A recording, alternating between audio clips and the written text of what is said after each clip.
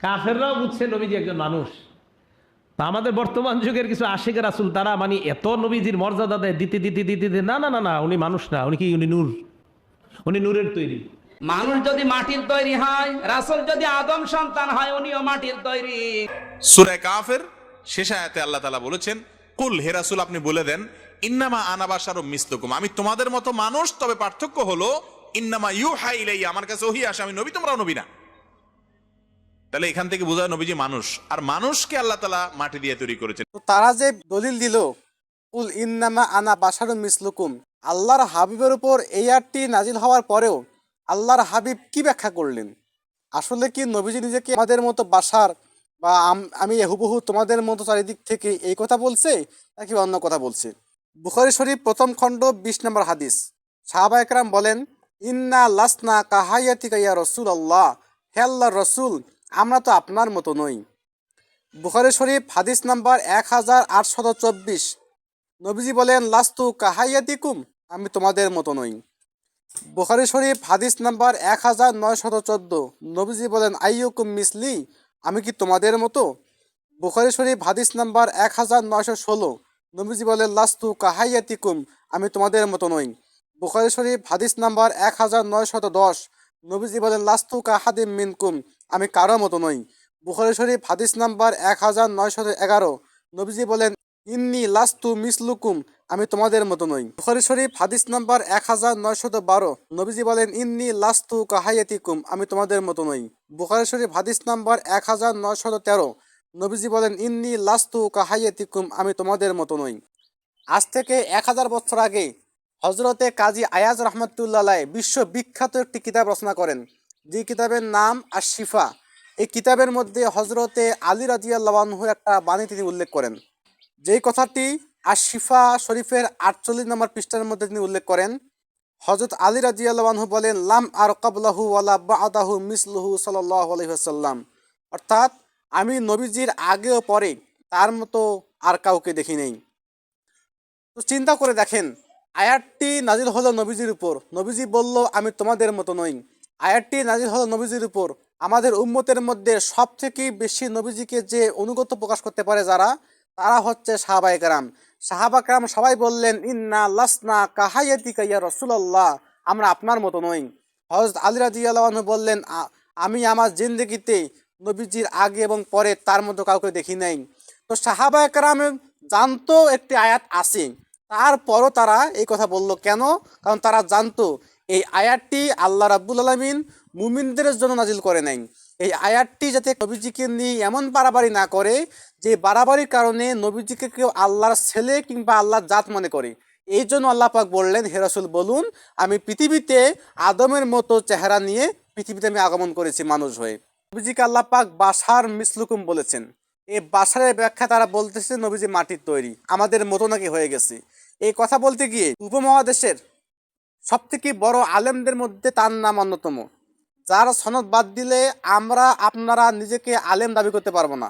সেই আব্দুল্লাহ মুহাদ্দিস দেহলভী রহমতুল্লাহ একটি কিতাব রচনা করেন, যে কিতাবের নাম আখবারুল আখিয়ার। এই আখবারুল আখিয়ারের 558 নম্বর পৃষ্ঠার মধ্যে তিনি উল্লেখ করেন যে, ওহ বাশার হে মাগার উনকে মিসাল আর কই বাশার নেহি। তিনি বলেন, আল্লাহর হাবিব মুহাম্মদ সাল্লাল্লাহু আলাইহি সাল্লাম বাশার, কোনো সন্দেহ নাই, কিন্তু তার মতো বাশার আর কেউ নয়। এখন যারা বলে সূরা কাহাফের 110 নম্বর আয়াতে আল্লাহ পাক বলছেন, কুল ইন্নামা আনা বাশারুম মিসলুকুম, মিসলুকুম বলেছেন যার কারণে নবীজি মাটি।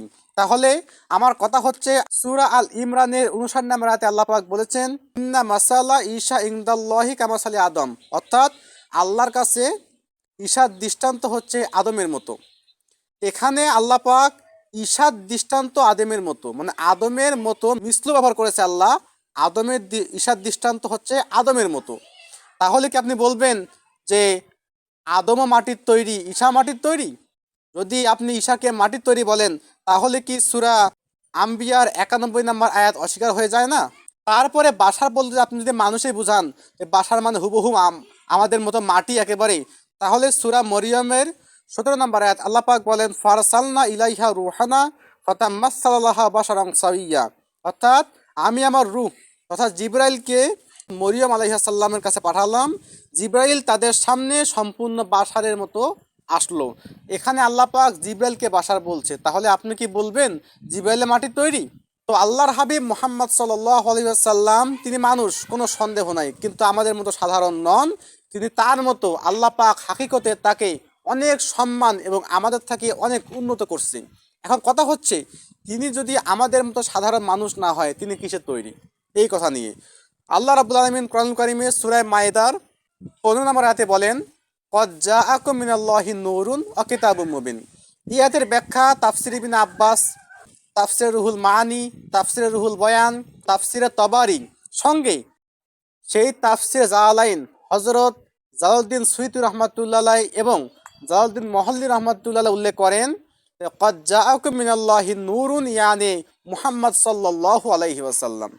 শুধু তাই নয়, আল্লাহ রাব্বুল আলামিন কোরআনুল কারিমে সূরা আন-নূর আয়াত নাম্বার 35-এ বলেছেন, আল্লাহু নূরুস সামাওয়াতি ওয়াল আরদ মাসালু নূরিহি কামিশকাতিন ফিহা মিসবাহ। এই আয়াতে আল্লাহ পাক প্রথমে যে বলেছেন আল্লাহু নূরুস সামাওয়াতি ওয়াল আরদ, এই নূর সম্পর্কে কারো কোনো ভেদাভেদ নাই, কোনো মতপার্থক্য নাই। কিন্তু মাসালু নূরিহি কামিশকাতিন ফিহা মিসবাহ, এই 2 নম্বর নূর সম্পর্কে তাফসীর ইবনে আব্বাসের মধ্যে উল্লেখ করা হয়, এই 2 নম্বর নূর হচ্ছে নূরে মুহাম্মদ সাল্লাল্লাহু আলাইহি ওয়াসাল্লাম। আপনাদের সুবিধার্থে আমি স্ক্রিনে দিয়ে দিয়েছি, আপনারা দেখতে পারেন। আবার এই আয়াতের ব্যাখ্যা হযরতে কাজী আয়াজ রাহমাতুল্লাহ আলাইহি আশিফার মধ্যে করেন 16 নম্বর পৃষ্ঠায়, ক্বালা কাব ইবনে জাবের আল মুরাদ বিন নূরি সানি হুনা মুহাম্মদ সাল্লাল্লাহু আলাইহি ওয়াসাল্লাম ক্বালুহু তাআলা মাসালু নূরিহি আইয়ু নূর মুহাম্মদ সাল্লাল্লাহু আলাইহি ওয়াসাল্লাম।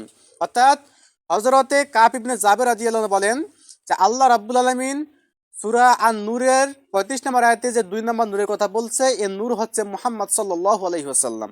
এখন কথা হচ্ছে, আল্লাহ পাক নবীজিকে নূর বললেন। আমরা এখন হাদিস থেকে দেখতে চাই, নবীজি সাহাবা একরাম নবীজিকে নূর মানতো নাকি মাটি মানতো, বা নবীজি নিজেকে নূর বলছে নাকি মাটি বলছে।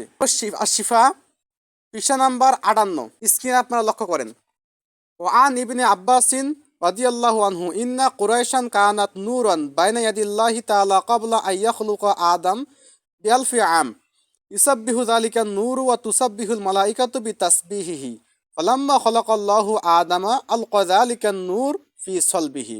অর্থাৎ হযরত আব্দুল্লাহ ইবনে আব্বাস রাদিয়াল্লাহু আনহু বলেন, আদম সৃষ্টির 2000 বছর আগে কুরাইশদের নূর মুহাম্মদ রাসূলুল্লাহ সাল্লাল্লাহু আলাইহি ওয়াসাল্লাম আল্লাহ পাকের কুদরতি হাতের মধ্যে ছিলেন।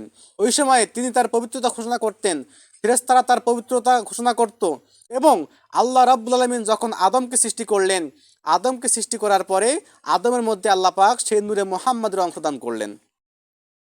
ফাকাল রাসূলুল্লাহ সাল্লাল্লাহু আলাইহি ওয়াসাল্লাম ফাহাবাতানি আল্লাহু ইলাল আরদি ফি সালবি আদম ওয়াজআলনি ফি সালবি নূহ ওয়া কাযাফা বি ফি সালবি ইব্রাহিম। অতঃপর সেই নূরটি আদমের মধ্যে দিয়ে আদমকে পৃথিবীতে পাঠিয়ে দিলেন। আদমের কাছ থেকে ধারাবাহিকভাবে সেই নূর আসলো নূহের কাছে, নূর কাছ থেকে ধারাবাহিকভাবে সেই নূর আসলো ইব্রাহিমের কাছে। সুম্মা লাম ইয়াজাল্লাহু তাআলা ইয়ানকুলুনি মিনাল আসলাবিল কারিমাতি ওয়াল আরহামিত তাহিরাতি হাত্তা খরাজানি মিন বাইনা আবু ওয়াইয়া লাম ইয়ালতাকিয়ান আলা সিফাহিন কাত্তু। অতঃপর সেই নূরটা আল্লাহ রাব্বুল আলামিনের হাবিবের সেই নূরটি ধারাবাহিকভাবে পবিত্র অবস্থায় সম্মানিতভাবে আল্লাহ পাক সেই নূরটি আল্লাহ হাবিব বলেন আবার আব্বা পর্যন্ত চলে এসেছেন, এবং সেই নূরটা থাকা পর্যন্ত আমার পূর্বপুরুষ কেউ কখনো কোনো জেনা ব্যভিচার খারাপ কোনো কাজে লিপ্ত হয় নাই। সুবহানাল্লাহ। তার নবীজি বললেন নূর। আল্লাহ পাক আদমের মধ্যে সে নূর দিয়েছেন, সেই নূর ধাপে ধাপে নূহ, ইব্রাহিম, অতঃপর ধাপে ধাপে আব্দুল্লাহ কাছ পর্যন্ত চলে এসেছেন। হাফিজ হাদিস মোল্লা আলী কারি রহমাতুল্লাহ আলাই, যিনি মিরকাতের লেখক, তিনি একটি কিতাব রচনা করেন যার নাম আল মাওরিদুর রাবি ফি মাউলিদিন নবী। এই কিতাবের 313 নম্বর পৃষ্ঠা আপনারা স্ক্রিনে দেখতে পারতেছেন। একজন মহিলা বলেছিল আব্দুল্লাহকে দেখার পরে, ইয়া নিসা কুরাইশ আয়াতুকুন্না তাতাজাওয়াজু হাজাল ফাতা ফাতাস্তাদান নূর আল্লাযী বাইনা আইনাই। হে কুরাইশ মেয়েরা, তোমরা কে আব্দুল্লাহকে বিয়ে করবা এবং তাকে বিয়ে করার পরে তার 2 চোখের মাঝখানের কপালের নূরটা লাভ করবা। কয়লা মনাকারী বলেন, ফাতাজাওয়াজা আমিনাতা ফাহামালাত বিরাসূলিল্লাহি সাল্লাল্লাহু আলাইহি ওয়াসাল্লাম। অতঃপর আব্দুল্লাহর বিয়ে হলো আমিনার সঙ্গে। হওয়ার পরে আল্লাহর হাবিবের জন্ম হলো মা আমিনার গর্ভে। তারপর থেকে আব্দুল্লাহর কপালের মধ্যে আর ওই নূরটা দেখা গিয়েছিল না। তাহলে সেই নূরটাই ছিল নূরে মুহাম্মাদি সাল্লাল্লাহু আলাইহি ওয়াসাল্লাম। হযরত আব্দুল্লাহ মুহাদ্দিস দেহলভী রাহমাতুল্লাহ আলাইহি আরেকটি কিতাব রচনা করেন, যে কিতাবের নাম মা সাবাতা মিনাস সুন্নাত। এই কিতাবের মধ্যে তিনি উল্লেখ করেন নাম্বার 95, হযরত ইবনে আব্বাস রাদিয়াল্লাহু আনহু আন্না আমিনাতা বিনতে ওয়াহাবিন ক্বালাত লাম্মা ফাসালা মিন্নি তাআনিন নবী সাল্লাল্লাহু আলাইহি সাল্লাম খরাজা মাহু নূরুন আদাআলাহু মা বাইনাল মাশরিক ওয়াল মাগরিব। হযরত আব্দুল্লাহ বিন আব্বাস রাদিয়াল্লাহু আনহু বলেন, মা আমিনা রাদিয়াল্লাহু আনহা বলেছেন, যখন আমার গর্ভ থেকে আল্লাহর হাবিব মুহাম্মদ সাল্লাল্লাহু আলাইহি সাল্লাম পৃথিবীতে আগমন করলেন, সঙ্গে খারাজা মাহু নূর, তার কাছ থেকে এমন নূর বের হলো, আদাআলাহু মা বাইনাল মাশরিক ওয়াল মাগরিব, সেই নূরের কারণে পূর্ব থেকে পশ্চিম পর্যন্ত সম্পূর্ণ জায়গা আলোকিত হয়ে গেল। সেই কথাটি আরো ক্লিয়ার করেন হযরতে হালিমাতুস সাদিয়া রাদিয়াল্লাহু আনহার একটা কথা দ্বারা। সেই কথাটি উল্লেখ করেন এ মা সাবাদা মিনাস সুন্নতের 108 নম্বর পৃষ্ঠার মধ্যে। এবং সেই কথাটি আজ থেকে 500 বছর আগে হযরতে কাস্তালানী রহমাতুল্লাহ আলাইহি আল মাওয়াহিবুল লাদুনিয়ার প্রথম খণ্ডের মধ্যে উল্লেখ করেন।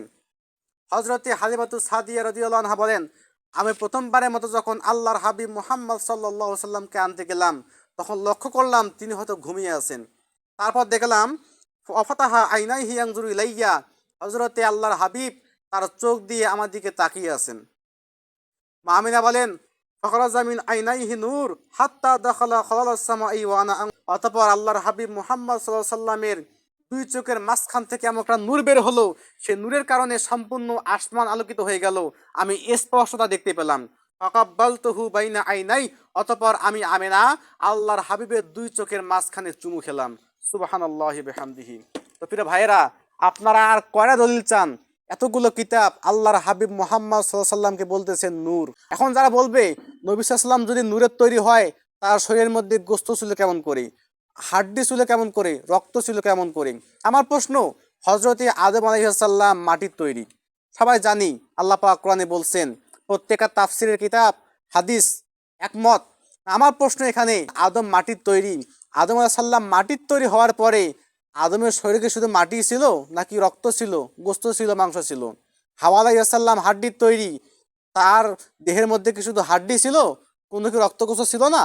ঈসা আলাইহিস সালাম ফুৎকারের তৈরি, তার শরীরে কি শুধু ফুৎকারি ছিল? যে আল্লাহ পাক মাটি দিয়ে মানুষ তৈরি করতে পারেন, যে আল্লাহ পাক হাড্ডি দিয়ে মানুষ তৈরি করতে পারেন, যে আল্লাহ পাক ফুৎকার দিয়ে মানুষ তৈরি করতে পারেন, বীর্যের মাধ্যমে মানুষ তৈরি করতে পারেন, সেই আল্লাহ কি নূর দিয়ে মানুষ তৈরি করতে পারেন না? এখন আমি আপনাদেরকে প্রশ্ন ছাড়ে দিলাম, আপনারাই ভেবে দেখুন, আপনারা কাদের কথা মানবেন? যে বক্তারা বলতেছে নবীজি মাটি, তাদের কথা মানবেন, নাকি আল্লাহর কথা এবং সাহাবায়ে কেরামের কথা, নবীজির কথা মানবেন? যদি আপনাদের কাছে সেই বক্তারা কোরআন হাদিসের আগে আসে, তা আমি আপনাকে বলবো, ভাই আপনাদের ইমানের ঘাটতি আছে, ইমান ঠিক করেন।